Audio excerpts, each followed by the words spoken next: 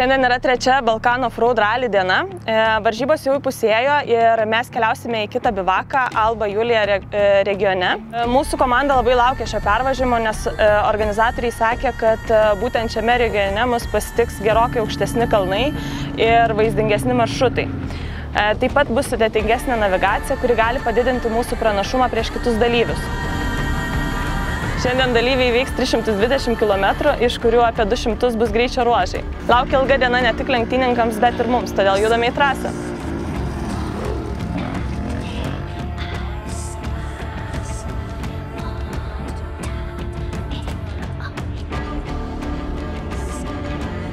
Atvarėme naują bivaką, šalia turime šieno, eisim tuoj jį krauti, biškį pakursim šieno. Gal daugiau galios pridės. Iš tiesų, tai pirmas greičio ruožas dar visai buvo gerai. Keletą navigacinių klaidelių, bet tokių nežymių, ten minutę gal kokią praradau maks pusantros, ten tikrai nedaugiau.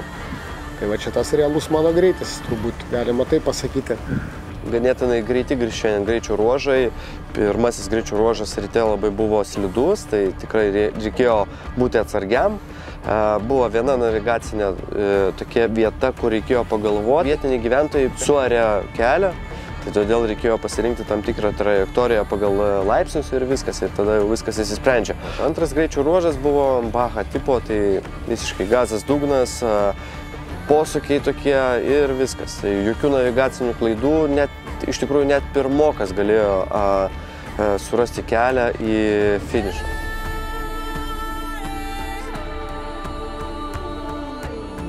Skirtumas naujo regiono jaučiuosi toks, kad tikrai labai gražu.